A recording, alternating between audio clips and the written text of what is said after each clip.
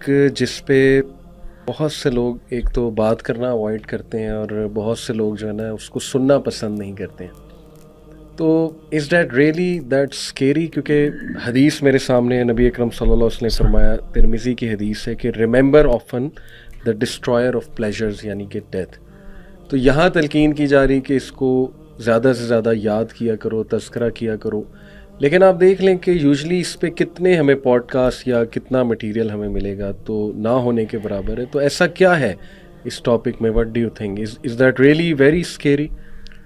اصل میں میرے خیال سے حدیث کا جو مفہوم ہے آبویس ہے کہ ڈسٹرائر آف پلیجرز ہے. تو اس کا مطلب یہ ہے کہ یہ ٹاپک اٹ سیلف اتنا ویلکم نہیں ہے. آپ باقی ٹاپکس دیکھ لیں، سائنس آف دی آور، حالانکہ وہ آخرہ سے ریلیٹڈ ہے، لیکن وہ اس کی نوعیت مختلف ہو جاتی ہے. ڈیتھ ایک اس طرح کی ریالٹی ہے جو کہ مسلم نان مسلم کوئی بھی ڈینائی نہیں کرتا. انایویٹیبل ریالٹی ہے، اور اس انایویٹیبل ریالٹی کی سب سے خوفناک بات یہ ہے کہ یہ کسی کو نہیں پتا کہ یہ کب آئے گی. سو مے بی یہ ایک وجہ ہے کہ دس از اے ٹاپک جو کہ اتنا ویلکم نہیں کیا جاتا. اسی لیے نبی کریم صلی اللہ علیہ وسلم نے کہا کہ لذات کو توڑنے والی چیز کو کثرت سے یاد کیا کرو. مغیرہ، آپ کو کیا لگتا ہے سائیکولوجیکلی اسپیکنگ کیا اس میں حکمت ہے اس حدیث میں کہ یاد کرو زیادہ سے زیادہ؟ بسم اللہ الرحمن الرحیم. اچھا، اس میں مجھے لگتا ہے یہ کہ جو بنیادی وجہ جس کی وجہ سے لوگوں کو خوف آتا ہے نا موت کا، بنیادی طور پہ دو چیزیں ہیں، بلکہ تین چیزیں کر لیں. ایک تو چیز جو سب سے زیادہ جس سے ڈر آتا ہے وہ یہ ہے کہ انسرٹنٹی اباؤٹ دا فیوچر، کہ موت کے بعد میرے ساتھ کیا ہوگا. ٹھیک ہے نا، یہ ایک انسرٹنٹی کی ایک بہت بڑی ریزن ہے جس کی وجہ سے لوگوں کو بہت زیادہ ڈر آتا ہے. نمبر 2، ایک موت کی تکلیف کے بارے میں بھی لوگوں کو ہے کہ جی جب جان نکلے گی، اور جیسے کہ احادیث میں بھی پتہ چلتا ہے کہ بہت تکلیف ہوتی ہے انسان کو. اور تیسری چیز یہ ہے کہ اپنے گھر والوں کو چھوڑنا، یہ بھی ایک بہت بڑا کنسرن ہوتا ہے، اسپیشلی جب آپ کے بہت زیادہ اچھے سوشل ریلیشنز ہوں، آپ کی فیملی کے ساتھ آپ کے ٹائز بہت اسٹرانگ ہوں، محبت ہو آپ کو اپنی فیملی سے، بچے ہوں آپ کے اور ماں باپ ہوں، اور خاص طور پہ ایسے بچے جو ابھی ایسی عمر میں ہیں جو ابھی دوسروں پہ، یہ ایسے بچے جو آپ پہ ڈیپینڈنٹ ہے فار ایگزامپل. تو میں سمجھتا ہوں کہ یہ تین بڑی وجہ ہیں جس کی وجہ سے انسان کو موت جو ہے نا وہ بری لگتی ہے.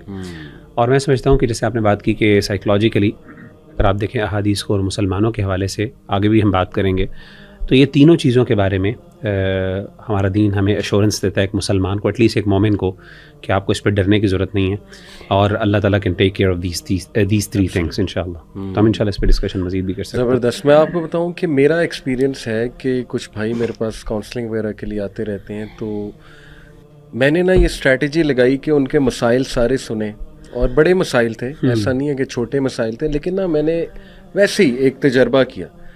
میں نے ان کا یار کیپنگ دیز ایشوز اسائڈ، ابھی اگر آپ مر جاتے ہیں تو کیا اس سے بڑا کوئی آپ کی زندگی میں حادثہ یا اس سے بڑا کوئی المیہ ہو سکتا ہے؟ تو ایک دم نا میرا چہرہ دیکھنے لگ گئے کہ جیسے میں نے کوئی بہت ہی آؤٹ آف دا باکس بات کر دی. میں نے کہا نہیں، سوچیں تو صحیح. تو ایک تو یہ ٹیکنیک میں بھی لگاتا ہوں جب میں اپنے زندگی کے، ہر ایک کی زندگی میں ایشوز ہوتے ہیں، مسائل کو دیکھتا ہوں، پرابلمس کو دیکھتا ہوں، تو بندہ ڈپریس ہو جاتا ہے، ذرا شیطان بھی حاوی ہونے کی کوشش کرتا ہے کہ جی اس کو زیادہ ڈپریس کیا جائے. لیکن اس مومنٹ پہ میں کیا کرتا ہوں کہ میں یہ سوچتا ہوں کہ یار keeping every thing aside, what if I dye right now. یقین کرے وہ پرابلمس اتنے سے بن جاتی کہ یار یہ تو کچھ بھی نہیں، کچھ بھی نہیں ہے اصل میں. تو میرا خیال سائیکولوجیکلی اسپیکنگ اس کا نا بڑا امپیکٹ ہے کہ آپ ڈیتھ کو جب سوچنے لگ جائیں، سامنے لے آئیں، سوچیں اللہ سے ملاقات ہونی ہے، کیا پریزنٹ کروں گا، سوال ہوگا مجھ سے وغیرہ وغیرہ، تو ایوری تھنگ جو ہے نا وہ میرے خیال سے سائڈ پہ ہو جاتا ہے. تو آپ نے ماشاءاللہ بات کی کہ انسرٹنٹی، کہ میرے ساتھ کیا ہوگا، اور یہ واقعی بہت ایک ڈر ہوتا ہے انسان کو. So what are some of the things جو ہم کر سکتے ہیں کہ we are little bit sure انشاءاللہ کہ ہمارا ایک گڈ اینڈ ہو، because having a good end is very important. تو what are some of the things? آپ کیا کہتے ہیں ذیشان اس پہ؟ اس کے بارے میں وہ دعا بھی ہمیں علماء سکھاتے ہیں نا کہ اللہم انا نسألک حسن الخاتمہ، گڈ اینڈنگ. تو اس کے بارے میں بہت سارے لیکچرز دروس ملتے ہیں. دو باتیں جو میرے اس وقت ذہن میں ہیں وہ میں آپ کے سامنے رکھوں گا کہ ون آف دا تھنگز جو کہ انسان کو حسن خاتمہ دیتی ہیں وہ یہ ہے کہ انسان کی پرائیویسی، انسان کی خلوت جو ہے وہ اللہ تعالیٰ کے ساتھ کیسی ہے. جس کی خلوت اللہ تعالیٰ کے ساتھ اچھی ہوئی، جس کی خلوت میں گناہ نہ ہوئے تو علماء کہتے ہیں یہ اس بات کی نشانی ہے کہ اللہ تعالیٰ آپ کو حسن خاتمہ دے گا.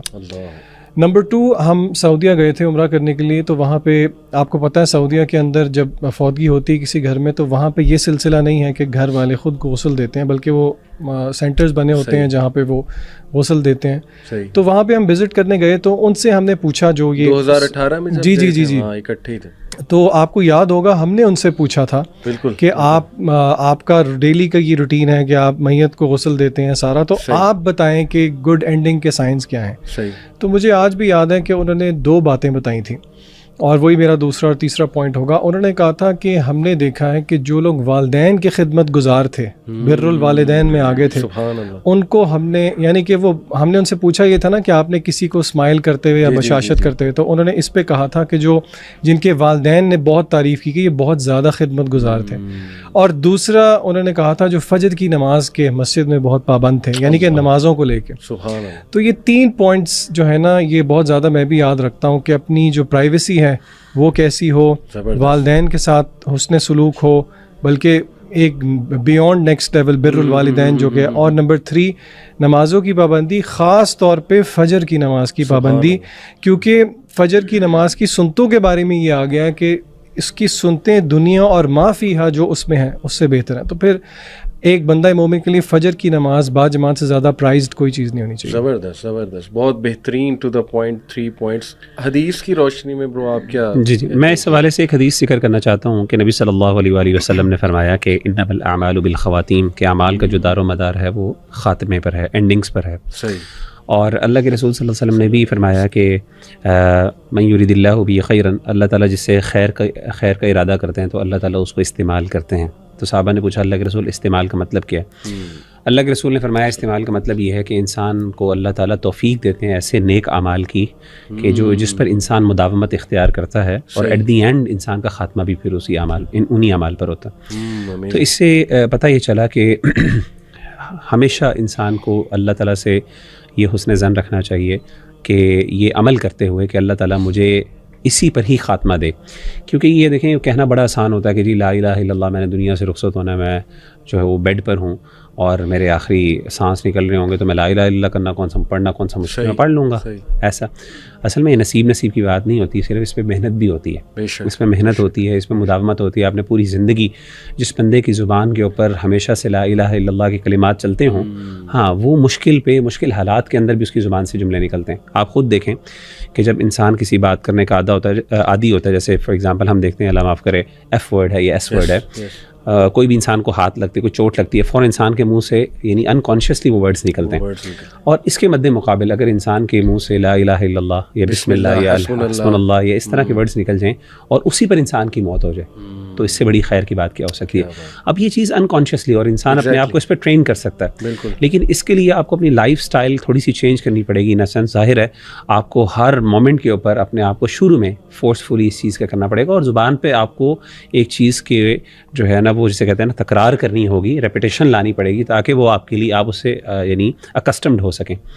وہ بندہ جو ذکر بہت زیادہ, تو خلاصہ یہ ہے کہ جو بندہ اذکار بہت زیادہ کرتا ہے پرائمریلی, ہم اس سے ایکسپیکٹ کر سکتے ہیں کہ اس کا خاتمہ انشاءاللہ اشہد ان لا الہ الا اللہ یا لا الہ الا اللہ پر ہوگا, اور جس کا خاتمہ اس پر ہو گیا وہ جنتی. ٹھیک ہے.